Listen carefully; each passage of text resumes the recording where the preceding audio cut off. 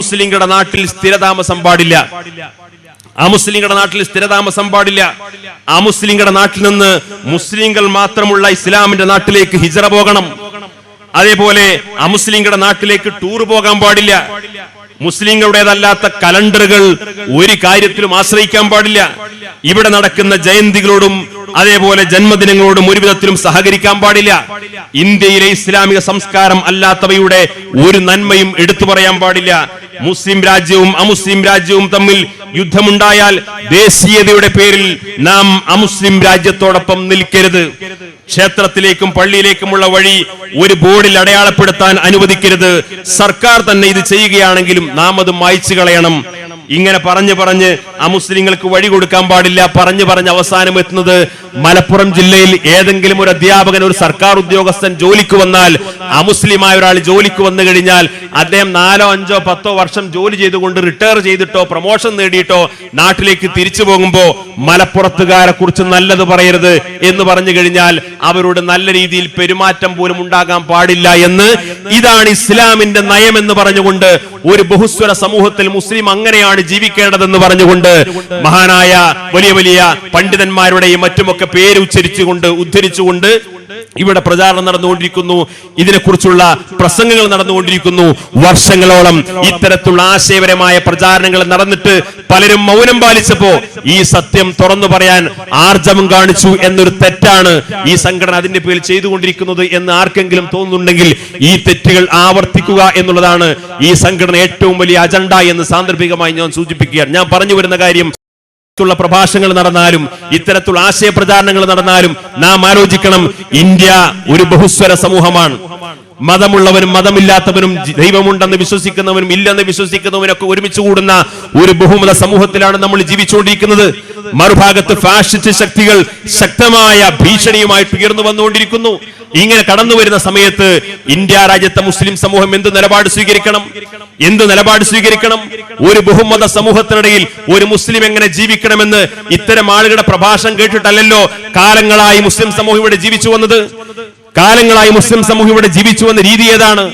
ഈ രാജ്യം ഫാഷിസ്റ്റ് ശക്തികൾ ഭരണത്തിൽ വന്നതിന് ശേഷമാണെങ്കിലും അതിനു മുമ്പാണെങ്കിലും ഇവിടെ ഹിന്ദുക്കളും മുസ്ലിങ്ങളും സാമുദായികമായ സൗഹാർദ്ദത്തോടുകൂടി ജീവിച്ചുകൊണ്ടിരിക്കുന്ന കാലത്താണെങ്കിലും എല്ലാ കാലത്തും അന്തസ്സോടുകൂടി ഈ വിശ്വാസവും സംസ്കാരവും ഒക്കെ മുറുകെ പിടിച്ചുകൊണ്ട് തന്നെ മറ്റു സഹോദര സമുദായങ്ങളോട് എങ്ങനെ സഹവർത്തിത്തോടുകൂടി ജീവിക്കണമെന്ന് നമ്മൾ ആദരണീയരായ സാദാത്തുക്കൾ ഇവിടെ പഠിപ്പിച്ചു തന്നിട്ടുണ്ട്. പണ്ഡിതന്മാർ പഠിപ്പിച്ചു തന്നിട്ടുണ്ട്. അതേപോലെ സൂഫിവര്യന്മാർ പഠിപ്പിച്ചു തന്നിട്ടുണ്ട്. അവര് ഇവിടെ മറ്റു ബഹുമത സമൂഹവുമായിട്ട് ഇടപഴകി ജീവിച്ചതിന്റെ പേരിൽ ഒരാളുടെ പേരിലും ഈമാനിന് കുറവ് വന്നിട്ടില്ല. അവിടെ സംസ്കാരത്തിന് കോട്ടം പറ്റിയിട്ടില്ല. അവിടെ വിശുദ്ധിക്ക് കളങ്കമുണ്ടായിട്ടില്ല. അങ്ങനെ ആരോപണം ഇവിടുന്നും ഇന്നേ വരെ ഉണ്ടായിട്ടില്ല. ഇങ്ങനെ ഒരു പാരമ്പര്യവും ഒരു വിശുദ്ധമായ മാർഗവും നമ്മുടെ മുമ്പിൽ ഉണ്ടാകുമ്പോ ഇതിനെല്ലാം കളങ്കപ്പെടുത്തുക മാത്രമല്ല, മറ്റു സമുദായങ്ങൾക്കിടയിൽ ഇസ്ലാമോഫോബിയ പ്രചരിപ്പിച്ചുകൊണ്ടിരിക്കുന്ന ആളുകളുടെ മുമ്പിൽ ഇതൊക്കെ ശരിയാണോ എന്ന് തോന്നിപ്പിക്കുന്ന രീതിയിൽ ഇസ്ലാമിന് അന്യമായ അപകടകരമായ ആശയങ്ങൾ ഒരു വിഭാഗം പ്രചരിപ്പിക്കാൻ വേണ്ടി വന്നു കഴിഞ്ഞാൽ നമ്മൾ അതിനെക്കുറിച്ച് ബോധവൽക്കരിക്കാൻ ബാധ്യസ്ഥരല്ലേ? ഈ സത്യങ്ങൾ തുറന്നു പറയണ്ടേ? ഇത് ഇസ്ലാമുമായി ബന്ധമില്ലാത്തതാണ് എന്ന് തുറന്നു പറയാൻ നമുക്ക് ബാധ്യതയുണ്ട്. ആ ബാധ്യതയാണ് ഈ സംഘടന നിർവഹിച്ചുകൊണ്ടിരിക്കുന്നത്. നാം മനസ്സിലാക്കണം, ഇവിടെ മതപരിവർത്തനമുണ്ട് എന്ന് വാദിച്ചുകൊണ്ടിരിക്കുന്നു, നിർബന്ധ മതപരിവർത്തനം നടക്കുന്നു എന്ന് ആരോപണം ഉന്നയിച്ചുകൊണ്ടിരിക്കുന്നു.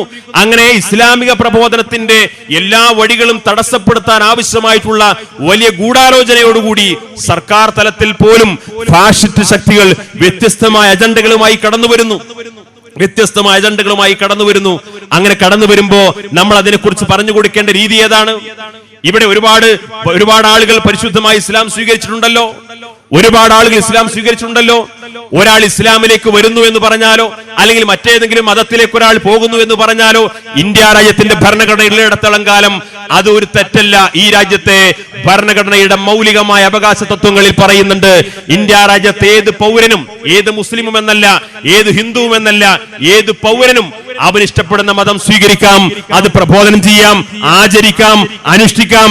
ഇന്ത്യ രാജ്യത്തിന്റെ കോടതിയിൽ പോലും ചോദ്യം ചെയ്യപ്പെടാൻ പാടില്ലാത്ത മൗലികമായ അവകാശ തത്വങ്ങളിലാണ് ഇത് പറയുന്നത്. ഈ രാജ്യത്ത് ആർക്കും അവൻ ഇഷ്ടാനിഷ്ടമുള്ള മതം പ്രബോധനം ചെയ്യാം, അത് പ്രചരിപ്പിക്കാം, ആചരിക്കാം, അനുഷ്ഠിക്കാം. ഒരു വിലക്കും ഈ നിമിഷം വരെ ഇന്ത്യ രാജ്യത്തില്ല.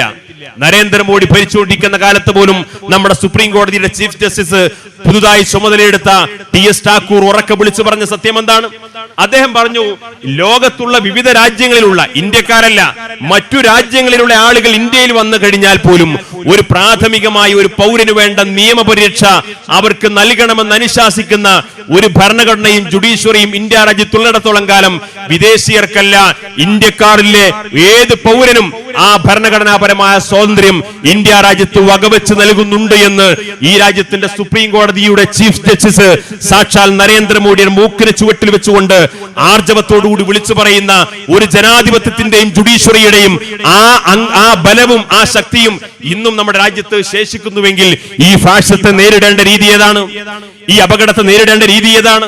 ഒരു ബഹുസ്വര സമൂഹത്തിൽ മുസ്ലിം സമുദായം മുന്നോട്ട് പോകേണ്ട രീതി ഏതാണ്? ഇതിനെക്കുറിച്ച് നമ്മുടെ പാരമ്പര്യമായി സമസ്ത കേരള ജംഇയ്യത്തുൽ ഉൾപ്പെടെയുള്ള പണ്ഡിതന്മാർ വളരെ ഭംഗിയായി പഠിപ്പിക്കുകയും പ്രസംഗിക്കുകയും എഴുതുകയും മാത്രമല്ല, അവർ ജീവിച്ചു കാണിച്ചവരാണ്. മഹാനായ കണ്ണിയത്ത് ഉസ്താദിന്റെ വീട്ടിലേക്ക് ക്ഷേത്രത്തിന്റെ അധികാരികൾ ആ ക്ഷേത്രത്തിന്റെ അവരുടെ ഉടമസ്ഥയിൽ ഉണ്ടായിരുന്ന ഭൂമി ഉൾപ്പെടുത്തിക്കൊണ്ട് അദ്ദേഹത്തിന്റെ വീട്ടിലേക്ക് വഴിവെട്ടി കൊടുത്തു എന്ന് പറഞ്ഞു കഴിഞ്ഞാൽ അത് നൽകുന്ന ഒരു സന്ദേശമുണ്ട്.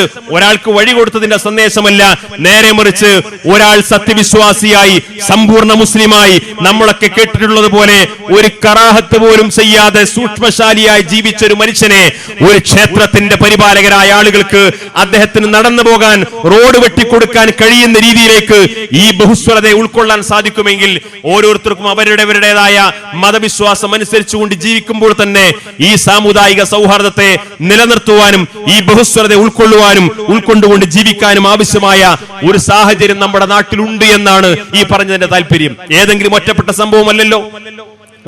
സംഭവമല്ലല്ലോ.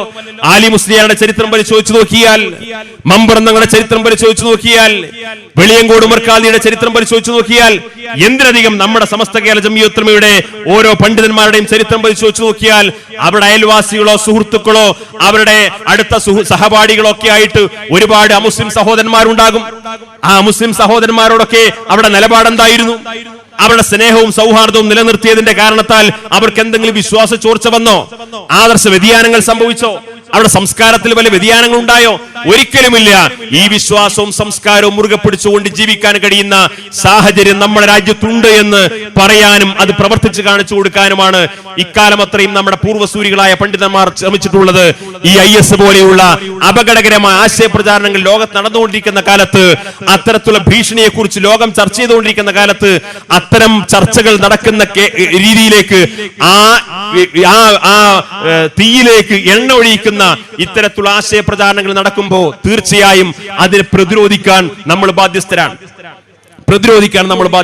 നമ്മൾ മനസ്സിലാക്കണം, ഇവിടെ ഇപ്പോ നരേന്ദ്രമോദി എന്ന് പറയുന്ന ഒരു ഫാഷിസ്റ്റ് ഭീഷണി ലോകത്തെ ഇന്ത്യ രാജ്യത്തെ ഏറ്റവും വലിയ ഒരൊറ്റ കക്ഷിയായി അദ്ദേഹം ഇന്ന് ഭരണം നടത്തിക്കൊണ്ടിരിക്കുന്നു.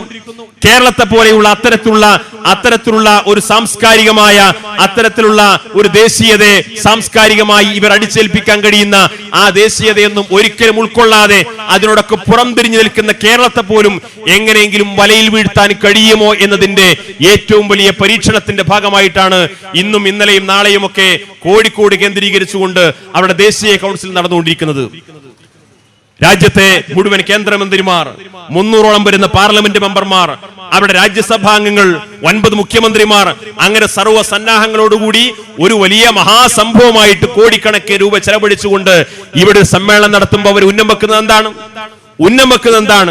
ഇന്ത്യ രാജ്യത്തെ ഇവിടുത്തെ മുസ്ലിങ്ങളോടും ക്രിസ്ത്യാനികളോടും ഹിന്ദുക്കളോടും പരസ്പരം സ്നേഹാദരവോടുകൂടി കഴിഞ്ഞുകൊണ്ടിരിക്കുന്ന ഈ സാമുദായിക മൈത്രിക്ക് വിള്ളലുണ്ടാക്കി അവർക്കിടയിൽ പരസ്പരം ശത്രുതയും വിദ്വേഷവും വളർത്തി എങ്ങനെയെങ്കിലും രക്തച്ചൊരിച്ചിലിന്റെ ഒരു കലാപത്തിന്റെ വിദ്വേഷത്തിന്റെ നീറിപ്പുകയുന്ന ഒരു അന്തരീക്ഷത്തിലേക്ക് കേരളത്തിന്റെ സാമൂഹിക പരിസരത്തെ തിരിച്ചു കൊണ്ടുവന്നുകൊണ്ട് രാഷ്ട്രീയമായി ഇതിനെങ്ങനെ ചൂഷണം ചെയ്യാൻ സാധിക്കുമെന്നാണ് അവരാലോചിച്ചുകൊണ്ടിരിക്കുന്നത്. അവരങ്ങനെ ആലോചിച്ചുകൊണ്ടിരിക്കുമ്പോ അത്തരം അജണ്ടകളുമായി അവർ കടന്നു വരുമ്പോ ഇവിടെ ഹിന്ദുക്കളും മുസ്ലിങ്ങളും ക്രിസ്ത്യാനികളും അതിനോട് സ്വീകരിക്കേണ്ട സമീപനം എന്താണ്? ഇത് ഈ രാജ്യത്തിന്റെ ഭീഷണിയാണ് എന്ന് തിരിച്ചറിയാൻ സാധിക്കണം. ഇത് മുസ്ലിമിന്റെ മാത്രം ഭീഷണിയല്ല, ക്രിസ്ത്യാനിയുടെ മാത്രം ഭീഷണിയല്ല, ഇത് രാജ്യത്തിന്റെ തന്നെ ഭീഷണിയാണ് എന്ന് തിരിച്ചറിയാൻ സാധിക്കണം. ആ ഭീഷണിയാണെന്ന് ഇപ്പൊ ഗുജറാത്തിലെ ദലിതന്മാർ തിരിച്ചറിഞ്ഞല്ലോ.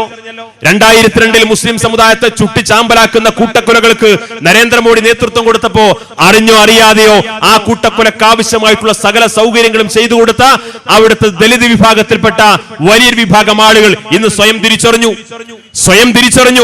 അവിടെ ഈ ഗോമാംസവുമായി ബന്ധപ്പെട്ട ബീഫ് രാഷ്ട്രീയവുമായി ബന്ധപ്പെട്ട വലിയ കോലാഹലങ്ങൾ നടന്നപ്പോ എന്താണ് ഗുജറാത്തിൽ അവിടുത്തെ മുഖ്യമന്ത്രിയെ പോലും മാറ്റി നിർത്തേണ്ട ഒരു സാഹചര്യം ഈ ഫാഷിസ്റ്റ് ഗവൺമെന്റ് ഉണ്ടാകാനുള്ള കാരണം എന്താണ്?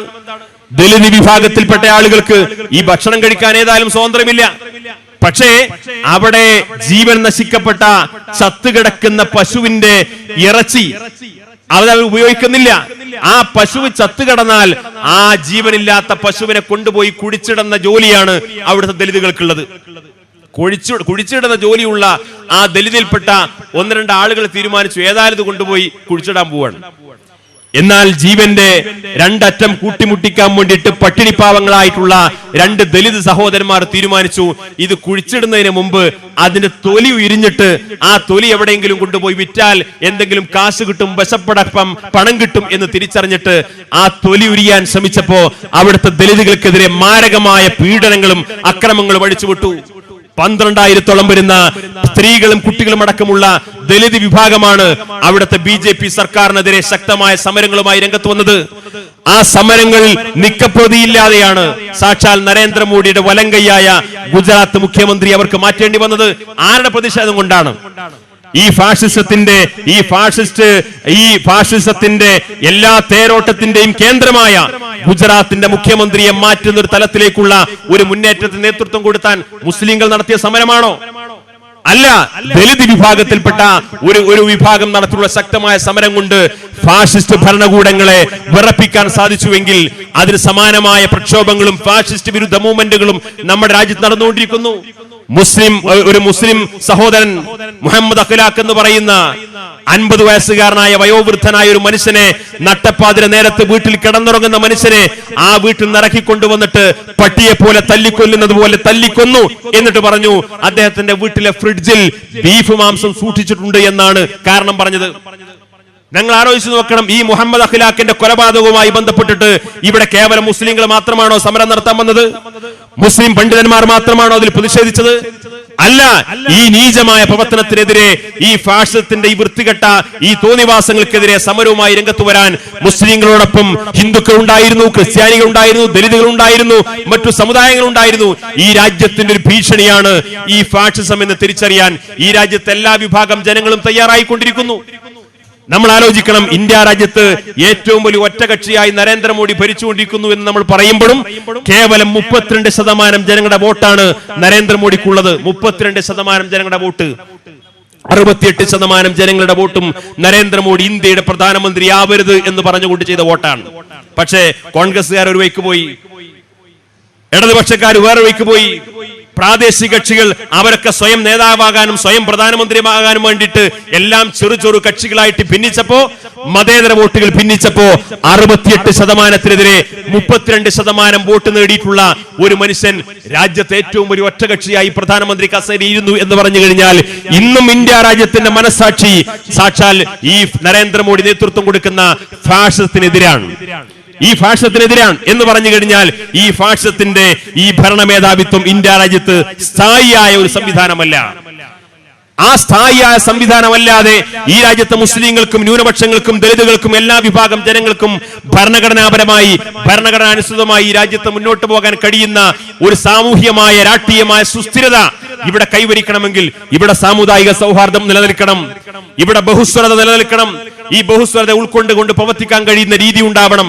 അവിടെയാണ് ഈ ബഹുസ്വരതയെ തകർക്കുന്ന, പരസ്പരം സംശയവും വിദ്വേഷവും വളർത്തുന്ന രീതിയിലുള്ള ചില പ്രവർത്തനങ്ങൾക്ക് തീവ്രവാദ ആശയങ്ങളുള്ള ചില ആളുകൾ ഇവിടെ പ്രവർത്തിച്ചുകൊണ്ടിരിക്കുന്നത്.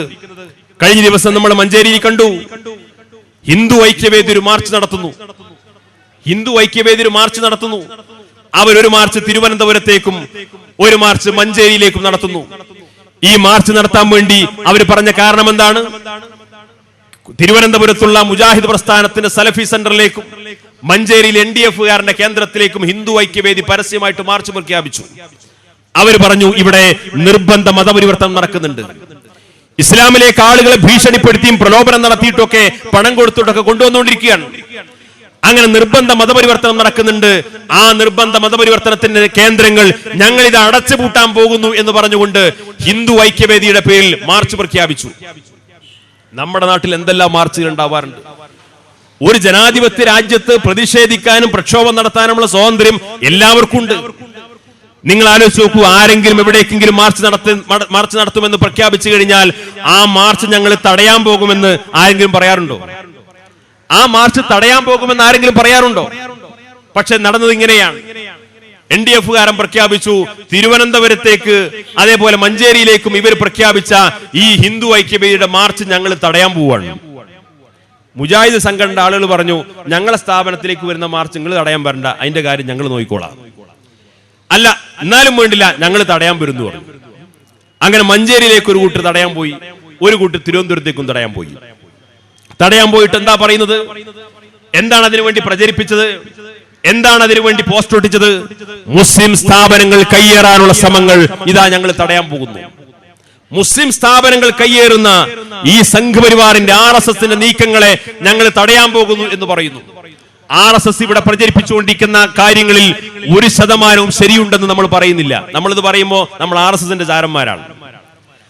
RSS ഈ പറഞ്ഞുകൊണ്ടിരിക്കുന്ന കാര്യങ്ങളിൽ 1% പോലും ശരിയുണ്ടെന്ന് നമ്മൾ പറയുന്നില്ല. എങ്ങനെയാണ് ഇസ്ലാമിക സമൂഹത്തിലേക്ക് ഒരാളെ നിർബന്ധ മതപരിവർത്തനം നടത്തിക്കൊണ്ടുവരിക? നമ്മളൊക്കെ മദ്രസാ തലത്തിൽ തന്നെ പഠിച്ചതല്ലേ? ഏത് സാധാരണക്കാരനും മനസ്സിലാകുന്ന ഒരു സംഗതിയല്ലേ ഒരാൾ ഇസ്ലാമിലേക്ക് കടന്നു വരുന്ന രീതി എന്താണ്? നമ്മുടെ ഉസ്താദുമാർ നമുക്ക് പറഞ്ഞു തന്നെന്താണ്?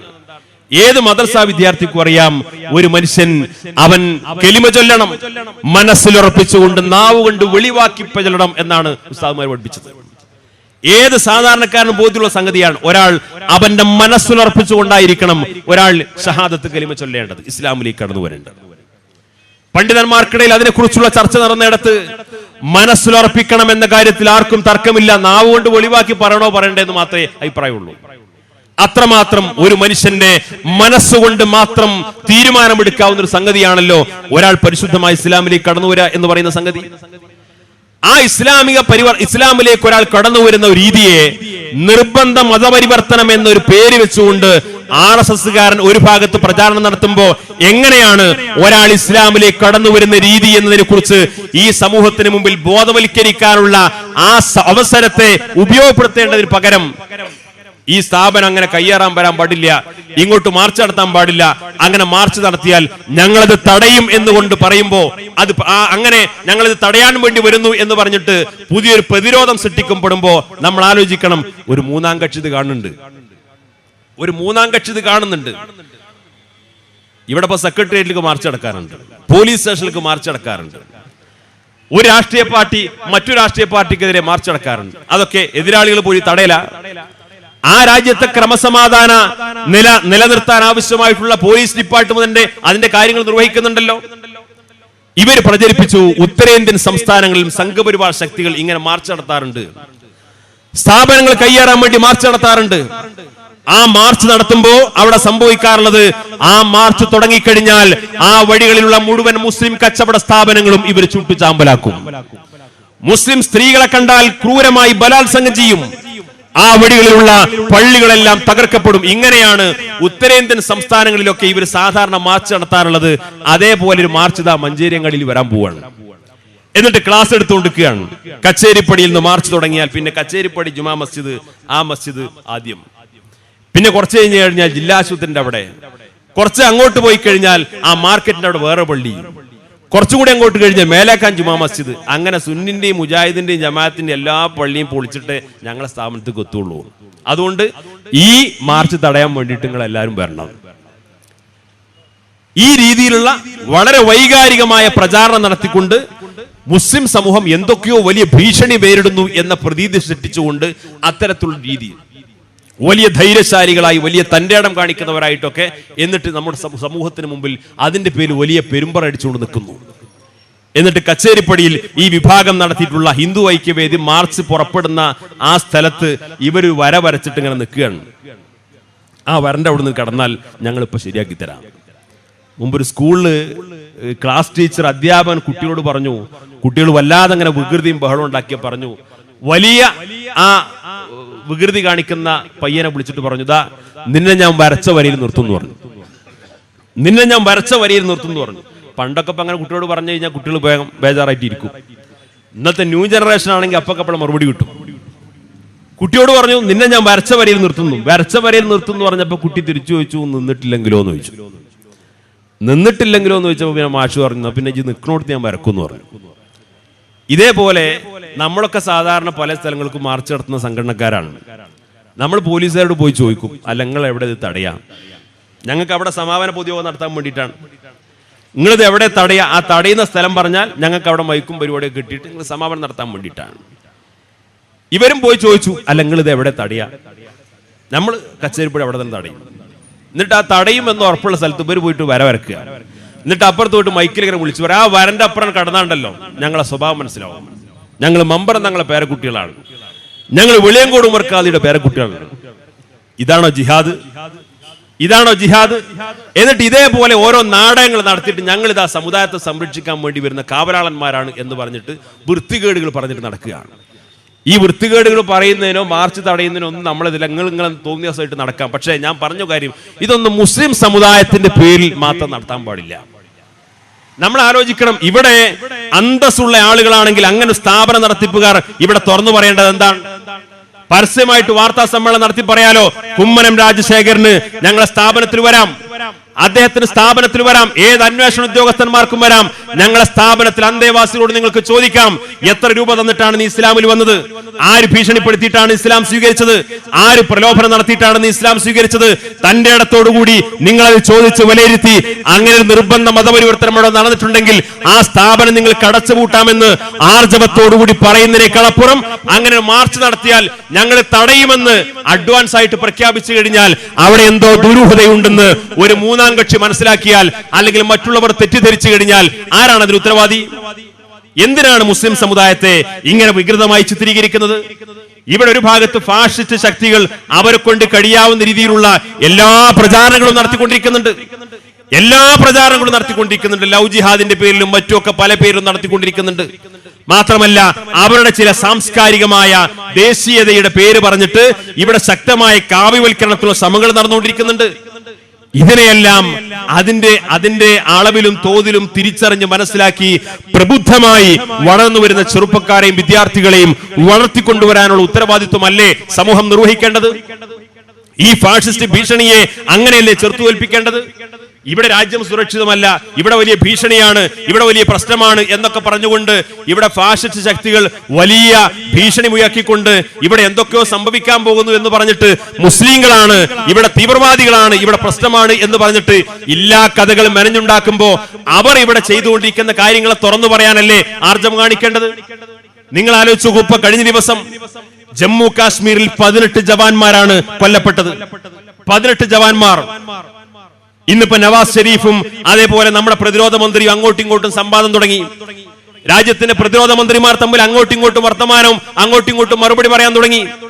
നമ്മൾ ആലോചിക്കണം വാജ്പേയി പ്രധാനമന്ത്രിയായിരുന്ന സമയത്താണ് കാർഗിൽ സംഭവം നടന്നത്. അന്ന് അതിനെക്കുറിച്ച് ഒരുപാട് വിശദീകരണം നടന്നല്ലോ. 18 ജവാന്മാരാണ്. ഏറ്റവും ത്രിതല സുരക്ഷിത മേഖല എന്നാണ് ആഭ്യന്തര വകുപ്പിന്റെ പ്രതിരോധ വകുപ്പിന്റെ ഭാഷയിൽ പറയാറുള്ളത്. എല്ലാ അർത്ഥത്തിലും, കരയിലും കടലിലും ആകാശത്തും എല്ലാ അർത്ഥത്തിലും ഒരു സെക്കൻഡ് പോലും ഇമവട്ടാതെ നോക്കുന്ന അത്രയും സുരക്ഷാ സങ്കേതങ്ങളുള്ള കാശ്മീരിന്റെ അതിർത്തിയുടെ ആ അതിർവരമ്പുകളൊക്കെ ലംഘിച്ചുകൊണ്ട് ഇന്ത്യൻ പട്ടാളത്തിന്റെ ഈ 18 ജവാന്മാരെ കൊലപ്പെടുത്താൻ മാത്രമുള്ള ഒരു സൈനിക സന്നാഹങ്ങൾ അല്ലെങ്കിൽ അത്തരത്തിലുള്ള ഒരു പ്രവർത്തനങ്ങൾ പാകിസ്ഥാനോ അല്ലെങ്കിൽ പാകിസ്ഥാന്റെ പേരിൽ പ്രവർത്തിക്കുന്ന ഏതെങ്കിലും തീവ്രവാദ പ്രസ്ഥാനങ്ങൾക്കോ സാധിച്ചുവെങ്കിൽ ഇന്ത്യക്കകത്ത് വന്നിട്ട് 18 ജവാന്മാരെ അങ്ങനെ കൊല ചെയ്യപ്പെടുന്ന അവസ്ഥാവിശേഷം ഇന്ത്യ രാജ്യത്തുണ്ടായി എങ്കിൽ നരേന്ദ്രമോദി ഭരിച്ചുകൊണ്ടിരിക്കുന്ന അല്ലെങ്കിൽ ഈ പ്രതിരോധ വകുപ്പ് കൈകാര്യം ചെയ്യുന്ന ആളുകൾക്ക് ഈ രാജ്യത്തെ പോലും, രാജ്യത്തിന്റെ അതിർവരമ്പുകൾ പോലും സംരക്ഷിക്കാൻ ആവശ്യമായിട്ടുള്ള ശക്തിയോ ത്രാണിയോ ഇല്ല എന്ന സത്യം വിളിച്ചു പറയേണ്ടതിനപ്പുറം ഇതേപോലെയുള്ള അവർക്ക് ആയുധമുണ്ടാക്കി കൊടുക്കുന്ന വൃത്തികെട്ട സമീപനങ്ങളും രീതികളുമാണോ സ്വീകരിക്കേണ്ടത് എന്ന് വളരെ ഗൗരവത്തോടു കൂടി ചിന്തിക്കേണ്ടതാണ്. നമുക്ക് ഇവിടെ സമസ്ത കേരള ജംഇയ്യത്തുൽ ഉലമയും നമ്മുടെ പാരമ്പര്യ പണ്ഡിതന്മാരും പഠിപ്പിച്ച തന്ന രീതിയുണ്ട്. ഇവിടുത്തെ സാമുദായിക സൗഹാർദ്ദങ്ങളെല്ലാം നിലനിർത്തിക്കൊണ്ട് അവരോട് സ്നേഹാദരവോടുകൂടി പെരുമാറിക്കൊണ്ട് വളരെ ഭംഗിയോടുകൂടി ജീവിക്കാൻ ആവശ്യമായ ഒരു സംവിധാനവും സാമൂഹ്യ ചുറ്റുപാടും ഇവിടെ നിലനിൽക്കുന്നുണ്ട്. അതിവിടുത്തെ ഹിന്ദു അംഗീകരിക്കുന്നുണ്ട്, മുസ്ലിം അംഗീകരിക്കുന്നുണ്ട്, ക്രിസ്ത്യാനി അംഗീകരിക്കുന്നുണ്ട്, മതമുള്ളവരും മതമില്ലാത്തവരും എല്ലാവരും അംഗീകരിക്കുന്നുണ്ട്. ആ പരസ്പര സൗഹൃദത്തെ കൂടുതൽ കൂടുതൽ രൂഢമൂലമാക്കി നിലനിർത്തി കൊണ്ടുപോകാൻ ആവശ്യമായ ശ്രമങ്ങളാണ് നമ്മൾ നടത്തേണ്ടത്. ഈ ബഹുസ്വരത ഉൾക്കൊള്ളുമ്പോൾ തന്നെ നമ്മൾ ബഹുസ്വരത ഉൾക്കൊള്ളുന്നവരാണ് എന്ന് വരുത്തി തീർക്കാൻ വേണ്ടിയിട്ട് എന്നാൽ മറ്റു സംസ്കാരങ്ങളൊന്നും സ്വീകരിക്കേണ്ട ആവശ്യമില്ല. അങ്ങനെ ഉണ്ടല്ലോ, ഞാനിതൊക്കെ അംഗീകരിക്കുന്ന ആളാണ്, ഞാനിതൊക്കെ ബഹുസ്വരതയൊക്കെ അംഗീകരിക്കുന്ന ആളാണ്, ഇനി എന്റെ മതേതരത്വത്തിൽ, എന്റെ ഈ തീവ്ര സെക്കുലറിസത്തിൽ ആർക്കെങ്കിലും സംശയം ഉണ്ടെങ്കിൽ ആ സംശയം കൂടിയാണ് തീർന്നോട്ടെ എന്ന് വിചാരിച്ചിട്ട് വളക്കണം കത്തിക്കാൻ പോവുക. അതിന്റെ ആവശ്യമില്ല, അത്രക്ക് അങ്ങോട്ട് പോകേണ്ട ആവശ്യമില്ല. ഇതിനെല്ലാം ഒരു അതിർവരമ്പുകളുണ്ട്, ആ അതിർവരമ്പുകൾക്കകത്തു നിന്നുകൊണ്ട് തന്നെ ഇവിടെ സാമുദായിക സൗഹാർദ്ദം നിലനിർത്താവുന്നതാണ്, ഈ ഭരണഘടനയെ അംഗീകരിക്കാവുന്നതാണ്, ഇവിടുത്തെ ബഹുസ്വരത ഉൾക്കൊള്ളാവുന്നതാണ്. അവിടെയൊന്നും നമ്മുടെ വിശ്വാസമോ സംസ്കാരമോ നമ്മുടെ ആചാരാനുഷ്ഠാനങ്ങളൊന്നും ബലികഴിക്കേണ്ട ആവശ്യമില്ലാത്ത വിധം വളരെ സുദൃഢമായി വളരെ ഭംഗിയായി ജീവിക്കാൻ ആവശ്യമായ ഒരു സാഹചര്യം ഇന്നുണ്ട്. ഫാഷിസം അതിന് ശക്തമായ ഭീഷണി ഉയർത്തുന്നുണ്ട് എന്ന സത്യം മറച്ചുവെക്കുന്നില്ല.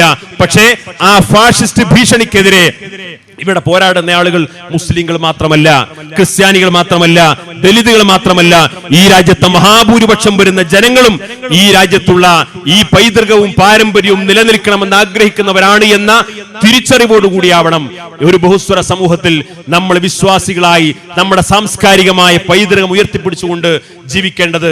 അതിന് ഘടകവിരുദ്ധമായ ആശയ പ്രചാരണങ്ങൾ മതത്തിന്റെ പേരിൽ ഏത് ഭാഗത്ത് നിന്ന് കടന്നു വന്നാലും സ്വാഭാവികമായും അതിനെ ചെറുത്തു തോൽപ്പിക്കുക എന്ന വലിയ ഉത്തരവാദിത്വമാണ് കഴിഞ്ഞ 90 വർഷക്കാലമായി സമസ്ത കേരള ജംഇയ്യത്തുൽ ഉലമ കേരളത്തിലെ മുസ്ലിം സമൂഹത്തിനിടയിൽ നിർവഹിച്ചുകൊണ്ടിരിക്കുന്നത്. അതത് കാലത്ത് ആശയപരമായി മതപരമായി ഈ സമൂഹത്തിനിടയിൽ എന്ത് ഇത്തരത്തിലുള്ള സ്വാരസ്യങ്ങൾ ഉയർന്നു വന്നാലും അവിടെയെല്ലാം സമയബന്ധിതമായി ഇടപെട്ടുകൊണ്ട് വളരെ ശക്തമായി പ്രതിരോധിച്ചുകൊണ്ട് വളരെ കൃത്യമായ നിലപാടുകൾ സുതാര്യമായി തുറന്നു പറഞ്ഞുകൊണ്ട് അന്തസ്സോടുകൂടി ഈ ദൗത്യം നിർവഹിക്കാൻ നമ്മുടെ പണ്ഡിതന്മാർക്ക് സാധിച്ചിട്ടുണ്ട്. ആ പണ്ഡിതന്മാർ അത്തരത്തിലുള്ള വലിയ ദൗത്യം നിർവഹിച്ചതുകൊണ്ടാണ് ഈ രീതിയിലുള്ള പ്രവർത്തന പരിപാടികളും ക്യാമ്പയിനുകളുമായിട്ട് സംഘടന മുന്നോട്ട് പോയിക്കൊണ്ടിരിക്കുന്നത്. SKSF-ന്റെയും അതിന്റെ ആദർശ പ്രചാരണ വിഭാഗമായ ഇസ്തിഖാമയുടെയും ഇത്തരത്തിലുള്ള പ്രചാരണ പ്രവർത്തനങ്ങൾ കൂടുതൽ ശക്തിപ്പെടുത്തുന്നതിന് ആവശ്യമായിട്ടുള്ള സർവ്വസന്നാഹങ്ങളും ഞങ്ങൾ ഒരുക്കിക്കൊണ്ടിരിക്കുന്നുണ്ട്. ബഹുമാന്യരായ അബ്ദുൽ ഗഫൂർ അൻവരിയുടെ, അതേപോലെ മുസ്തഫ അഷ്റഫിയുടെ, MT അബൂബക്കർ ദാരിമിയുടെ നേതൃത്വത്തിലുള്ള ഒരു ശക്തമായ സംഘം ഇസ്തിഖാമയുടെ നേതൃത്വത്തിൽ ഇന്ന് പ്രവർത്തിച്ചുകൊണ്ടിരിക്കുന്നുണ്ട്. അവർ മാത്രമല്ല, അവരുടെ പിന്നണികളിലായി ഏകദേശം 100ഓളം വരുന്ന പുതിയ യുവപണ്ഡിതന്മാരെ വാർത്തെടുക്കുന്ന ഒരു കോഴ്സിന് തന്നെ അവിടെ നേതൃത്വം തുടക്കം കുറിച്ചിരിക്കുന്നുണ്ട്. ഇൻഷാ അല്ലാഹ് വരും കാലങ്ങളിൽ കേരളത്തിന്റെ മുഴുവൻ ഗ്രാമങ്ങളിലും ആദർശ പ്രചാരണം ഏറ്റെടുക്കാൻ കഴിയുന്ന, ആദർശ പ്രചാരണവുമായി ബന്ധപ്പെട്ട മുഴുവൻ കാര്യങ്ങളും ഏറ്റെടുക്കാൻ കഴിയുന്ന ഒരു ശക്തമായ സന്നാഹവുമായിട്ടാണ് SKSF-ന്റെ ആദർശ പ്രചാരണ വിഭാഗം മുന്നോട്ട് പോയിക്കൊണ്ടിരിക്കുന്നത്. അതുകൊണ്ട് ഈ സത്യത്തെ ഉൾക്കൊള്ളാനും അംഗീകരിക്കാനും വൈമനസ്യം കാണിക്കാതെ അല്ലെങ്കിൽ പുറംതിരിഞ്ഞു നിൽക്കാതെ ഈ സത്യസന്ധമായ ആശയത്തെ തിരിച്ചറിഞ്ഞ് മനസ്സിലാക്കി ഉൾക്കൊണ്ട് കഴിഞ്ഞകാല പാപങ്ങളും തെറ്റുകളും ഒക്കെ തിരിച്ചറിഞ്ഞുകൊണ്ട് പാരമ്പര്യ ഇസ്ലാമിന്റെ ഭാഗമായി മുന്നോട്ട് പോകാൻ ഈ രാജ്യത്തിനും സമുദായത്തിന്റെയും നമ്മുടെ സ്വന്തം വിശ്വാസത്തിന്റെ കൂടി കാവലാണ് ഈ ദൗത്യ നിർവഹണം എന്ന് കൂടി തിരിച്ചറിഞ്ഞുകൊണ്ട് ആ അർത്ഥത്തിൽ മുന്നോട്ട് പോകാൻ എല്ലാ മുസ്ലിം ബഹുജനങ്ങളും സന്നദ്ധമാകണമെന്ന് കൂടി സാന്ദർഭികമായിട്ട് സൂചിപ്പിക്കുന്നു. നമ്മുടെ ഈ സമ്മേളനം ഉദ്ഘാടനം ചെയ്യേണ്ട മഹാനായ സമസ്ത കേരള ജംഇയ്യത്തുൽ ഉലമയുടെ ട്രഷറർ ആദരണീയനായ സയ്യിദ് ജിഫ്രി മുത്തുക്കോയ തങ്ങൾ ഏതാനും സമയങ്ങൾക്കകം നമ്മുടെ വേദിയിൽ എത്തിച്ചേരും. നമ്മുടെ മറ്റു പണ്ഡിതന്മാരെല്ലാം ഇവിടെ എത്തിച്ചേർന്നിട്ടുണ്ട്. എല്ലാവരും ഇവിടെ വളരെ പണ്ഡിതോചിതമായ പ്രഭാഷണങ്ങളാണ് നടത്തുക. ഈ സമ്മേളനം പര്യവസാനിക്കുന്നതുവരെ നിങ്ങൾ ഓരോരുത്തരുടെയും ആത്മാർത്ഥമായ സഹകരണവും ഈ സംഘടന ഏറ്റെടുത്തിട്ടുള്ള വ്യത്യസ്തമായ അജണ്ടകൾ, പദ്ധതികൾ വിജയിപ്പിക്കുന്നതിന് വേണ്ടി നിങ്ങളുടെ എല്ലാവരുടെയും പ്രാർത്ഥന കൂടി ഉണ്ടാകണമെന്ന് കൂടി സൂചിപ്പിച്ചുകൊണ്ട് ഇത്തരമൊരു സംരംഭം നടത്താൻ മുന്നോട്ട് വന്ന നിലമ്പൂരിലെ ഇവിടുത്തെ സമസ്തയുടെയും പോഷക ഘടകങ്ങളുടെയും ബഹുമാന്യരായ ഭാരവാഹികളെയും സംഘടനാ പ്രവർത്തകരെയും പ്രത്യേകം സംസ്ഥാന കമ്മിറ്റിക്ക് വേണ്ടി അഭിനന്ദിച്ചുകൊണ്ട് നിങ്ങളുടെ പ്രാർത്ഥനകളിലൊക്കെ ഈ വിനീതരെയും നമ്മുടെ സംഘടനാ പ്രവർത്തകരെയും ഒക്കെ ഉൾപ്പെടുത്തണമെന്ന് വസീയത്ത് ചെയ്യുന്നു. വആഖിറു ദഅ്വാനാ അനിൽ ഹംദുലില്ലാഹി റബ്ബിൽ ആലമീൻ. അസ്സലാമു അലൈക്കും.